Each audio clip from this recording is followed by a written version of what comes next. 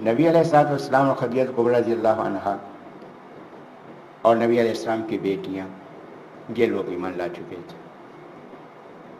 تو عصر کی نماز غالباً پڑھ رہے تھے. فجر عصر کی نماز شروع سے فرض ہے.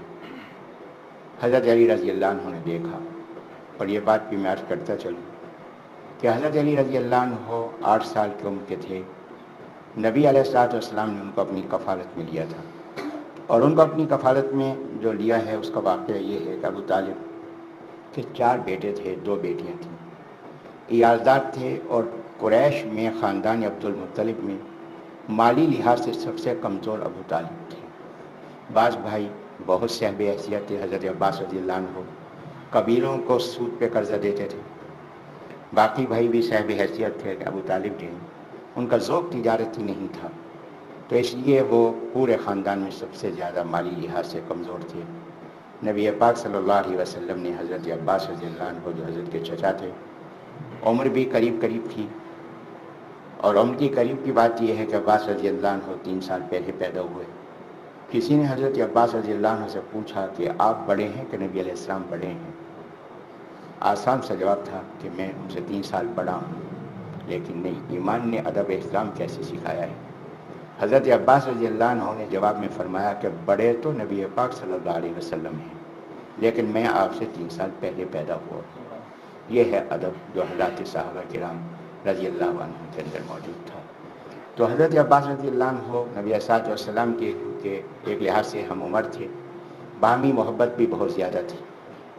نبی پاک صلی اللہ علیہ وسلم نے حضرت عباس رضی اللہ عنہ کو مشورہ دیا کہ ابو طالب کیونکہ عیالدار ہیں, کیوں نہ ایک بچہ ان کا میں لے لوں, ایک بچہ آپ لے لیں, تاکہ ان پہ بوجھ جو ہے کچھ کم ہو جائے. حضرت عباس رضی اللہ عنہ تیار ہوئے, دونوں گئے. تو حضرت نے ابو طالب سے یہ بات کہی کہ ایک بیٹا آپ مجھے دے دیں, ایک بیٹا عباس رضی اللہ عنہ کو دے دیں. لہذا حضرت علی رضی اللہ عنہ جو سب سے چھوٹے تھے, یہ نبی علیہ السلام کی کفالت میں آ گئے.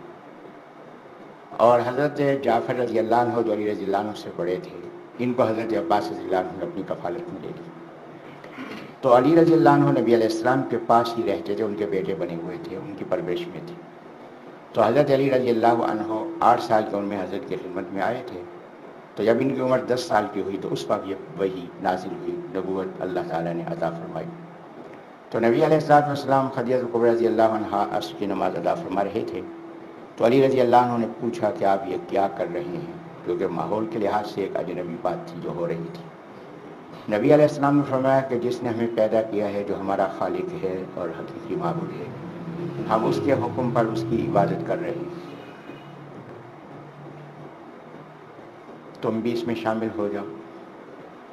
تو علی رضی اللہ عنہ نے عرض کیا کہ حضرت میں اگر آپ کی بات مان لوں تو میرے والد کو کوئی اعتراض نہیں ہوگا, لیکن میں چاہتا ہوں کہ والد کے علم میں یہ بات دے دوں, ان سے اجازت لے لوں. نبی السلام نے فرمایا کہ ابھی ہمیں اس بات کے اظہار کا حکم نہیں ہے, اجازت نہیں ہے. لہذا اگر تم ایمان لانا چاہو تو ایمان لے آؤ, نہ لانا چاہو تو اس کا ذکر کسی سے نہیں کرنا, اپنے والد سے بھی نہیں کرنا. کہا کہ صحیح ہے. رات سو گئے, صبح جب اٹھے تو رات خواب کی حالت میں اللہ تعالیٰ نے حضرت علی رضی اللہ عنہ کو شرح صدر عطا فرما دیا.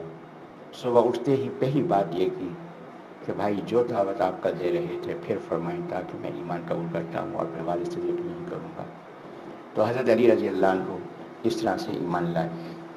نبی علیہ الصلوۃ والسلام اور حضرت علی رضی اللہ عنہ غار میں کھڑے ہوئے نماز پڑھ رہے تھے. ابو طالب کا وہاں سے گزر ہوا, جعفر رضی اللہ عنہ بھی ان کے ساتھ تھے. تو ابو طالب نے تعجب سے دیکھا کہ یہ کیا ہو رہا ہے. نبی علیہ الصلوۃ والسلام نے بتایا کہ اللہ نے مجھے نبوت سے سرفراز فرمایا اور اللہ نے عبادت کا حکم دیا, اس کے مطابق میں عبادت کر رہا ہوں. تو ابو طالب نے دوسرے بیٹے حضرت جعفر رضی اللہ عنہ سے فرمایا کہ تو بھی علی رضی اللہ عنہ کی طرح بھائی کی طرح سے بھائی کے ساتھ شامل ہو جا. لیکن فرمایا کہ میں اپنے باپ دادا کے دین کو نہیں چھوڑ سکتا. پھر ابو طالب کی محبت کی کیفیت یہ ہے کہ جب قریش نے نبی علیہ الصلوۃ والسلام کا بائیکاٹ کیا 7ویں سال, 3 سال تک نبی علیہ السلام اور پورے خاندان کو لے کر ابو طالب ایک گھاٹی میں مقیم ہو گئے. جس کو شیب ابی طالب کہتے ہیں، انہیں کے نام کی نسبت سے موسوم ہے۔ لیکن یہاں دیکھیں نبی صلی اللہ علیہ وسلم کو حفاظت کس طرح کرتے تھے کہ رات کو جب سونے کا وقت ہوتا، نبی پاک صلی اللہ علیہ وسلم کو وہ ایک بستر پر سلا دیتے تھے۔ نبی علیہ السلام سو گئے، اس کے بعد جتنے افراد ان کے ساتھ تھے سارے خاندان کے افراد تھے، سوائے ابو لہب کے باقی پورا خاندان ساتھ تھا۔ جب سب کو نیند آ جاتی، سب سو جاتے، تو ابو طالب نبی علیہ السلام کو اس بستر سے اٹھا کے دوسرے بستر پر منتقل فرماتے اور ان کے بستر پر خود سوتے یا اپنے کسی بیٹے کو سلاتے کہ اگر اس حالت میں بھی قاتلانہ حملہ ہو جائے تو نبی علیہ السلام کی حفاظت ہو جائے۔ کہ یہ محبت کی کیفیت تھی، لیکن اللہ کی بے نیازی ہے کہ ایمان کی دولت آخر وقت تک نصیب نہ ہوئی۔ تو اللہ تعالیٰ نے یہاں فرمایا کہ کچھ لوگ وہ ہیں جو دوسروں کو روکتے ہیں، لیکن کچھ لوگ وہ ہیں جو دوسروں کو تو نہیں روکتے لیکن خود اس سعادت سے محروم ہیں۔